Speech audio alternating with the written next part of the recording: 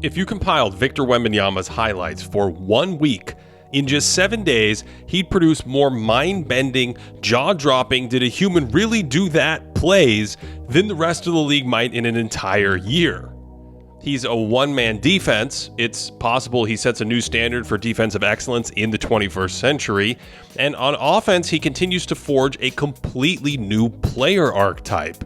If we custom-made a player in a video game, I'm not sure he could do what Wemby does, making him the most talented player in basketball history, I think.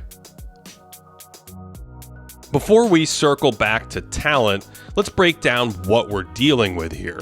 Victor came into the league a good 7'3", and he's even taller now, 7'5", 7'6". I'm not exactly sure, but I'm pretty sure he's the most robust 7-foot ball handler of all time.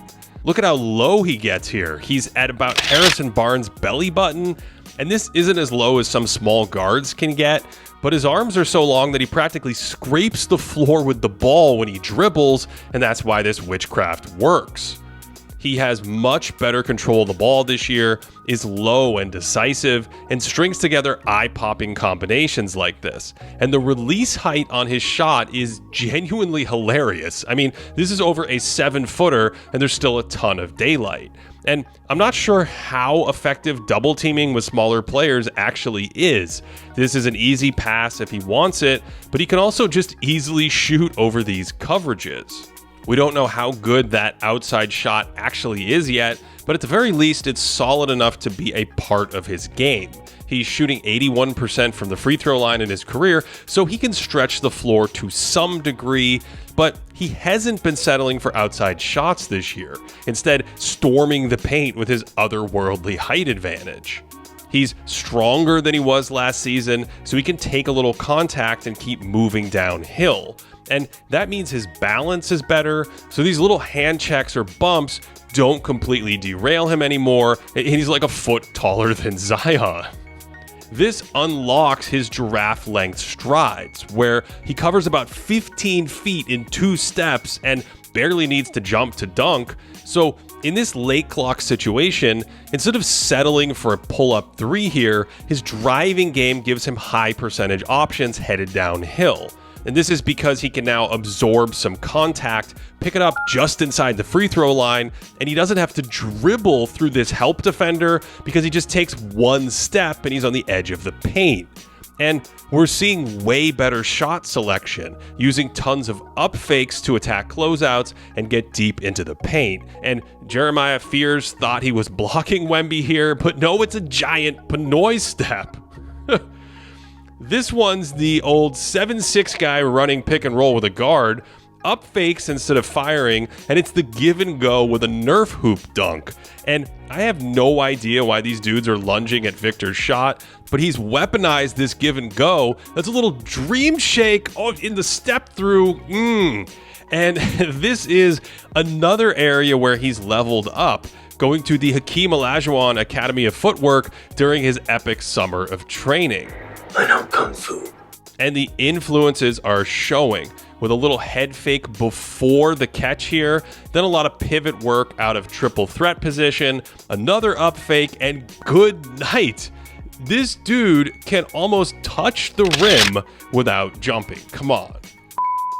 Oh, Ben, please tell me you're finally going to take me to see Wemby. I haven't even started the ad yet. For some reason, I really relate to Wemby. Are you saying Wemby isn't human? Wait, what does that mean?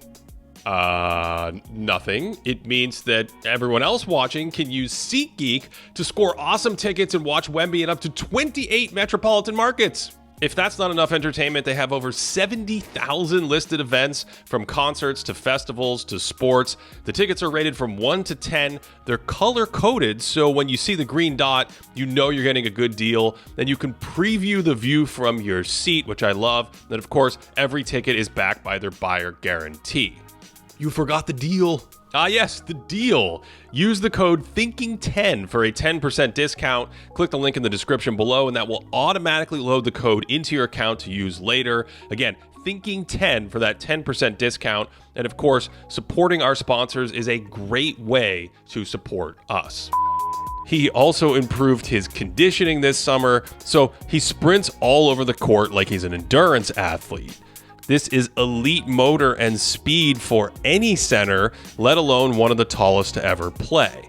And that motor and cardio help make hustle plays like this on defense that most centers can only dream of. They called this a goaltending, which feels kind of wrong on principle, but it really helps him as an elite cutter on offense. Here he just ends up with inside position for the putback. All that extra energy is useful because he's constantly reading the game. His teammate rolls into the paint here. Wemby realizes he's going to flash back to the high post. Boom, cuts right behind the defender at the top of the zone, and it's a desperation foul. And this one's even craftier, where he spots a perimeter defender helping way off his teammate on the wing, so he dives to the basket to force defenders away from the three-point line, which creates a wide open shot. And this sequence in the game captures so many of these concepts. A guard screens for Wemby in the corner, and just watch how active he is getting to his spot and then patiently striding it off the glass. And Toronto wants to avoid switching that screen so there's no mismatch. Wemby knows this, so he assumes the defender is going under the screen. When he stays with him, Victor pretends to reuse the pick to create space for the catch, goes on the flight of the ball, then the spin and long step from the free throw line. The next time they run the exact same play, Jakob Poeltl is glued to Victor. Wemby again creates space to catch it and rip right through in one motion into a 360 layup. So now they come back to it for a third straight possession. Poeltl is determined to stop the action, so when his teammate gambles for a steal, he's way too late to provide any help.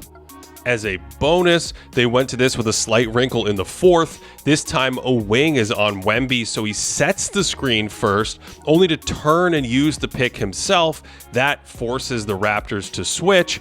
Off-ball spin move, cheat code dunk radius. Victor seems to be getting smarter out there. He identifies the zone from Dallas here, then ball fakes the zone to part the Red Seas, and even Anthony Davis is like, I want nothing to do with this. Here, Cooper Flag is attacking. Wembanyama is in a very deep drop. Then he contains the ball and his man, dares Flag into a pass, and that's just superhuman. And he's constantly using this Bill Russell move in shot blocking situations where he also plays the pass. So he's reading an attacker's eyes and body to track the ball, willing to twist and bend backwards to clog passing angles. Flag actually has an open cutter here, but Wemby reads it and looks behind his head to make that pass harder, and he can now track the ball while spinning his head and body around on defense and on offense. This gives him a kind of 360 helicopter block radius on the defensive end, where he's facing the ball, turns away from his man, and still collects a stamp at the rim. And this has given rise to what I'm calling the reverse block, where Wemby's facing away from the ball before twisting around and blocking it, meaning every shot blocker in NBA history faces their opponent, but this 21-year-old's so talented, he can show you his back and still stop your shot. So it's not cut and dried when we try to define basketball talent. If it's impact, Wemby isn't at the top of the hill, at least not yet. If it's strictly about straining defenses, then Steph Curry's shooting, ball handling, and perpetual motion might lead the conversation. If it's ball skills, someone like Earl Boykins, who had a long NBA career at just 5'5", might be the most quote-unquote talented ever by that definition, but of course he lacked superstar impact and wasn't a game changer on defense. Meanwhile, Wembanyama is a defense unto himself. Opponents have been scared to shoot around him since his rookie year, and for good reason. And I think this is where Wemby has a claim to the most talented player ever. He was basically made in a lab on defense, and he's fast, and he can shoot, and his ball handling is elite, and he has a motor and stamina, and this is just completely uncharted territory. I mean, are his flexible limbs a basketball talent? They certainly seem to help. He looks like he's spraining his own ankles half the time, but this is because he works tirelessly on his pliability and mobility, especially in his feet, and he also wears these unstable shoes, which apparently aren't a problem for his limber and bendy joints. I'm reminded of the legendary David Foster Wallace essay on watching Roger Federer play tennis, which speaks to why we watch sports and become captivated by certain moments and certain athletes. The awe that someone can do that with the human body. And that's Wemby in nearly every moment. His two-way impact might never match the all-time greats or offensive outliers like Michael Jordan or Curry. It's too early to say.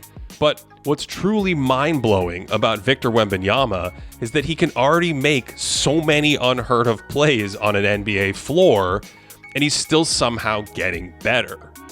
Oh, and even a video game designer couldn't imagine someone could be this talented. To support this channel, patreon.com/thinkingbasketball. That's where we have proprietary stats on teams and players throughout the year. We also have a Discord community, and you can get all of our extra video content over there, or sign up on YouTube as a member, where we also live stream the podcast. Thanks for watching all the way to the end on this one. Hope you enjoyed it and that you are having a great day.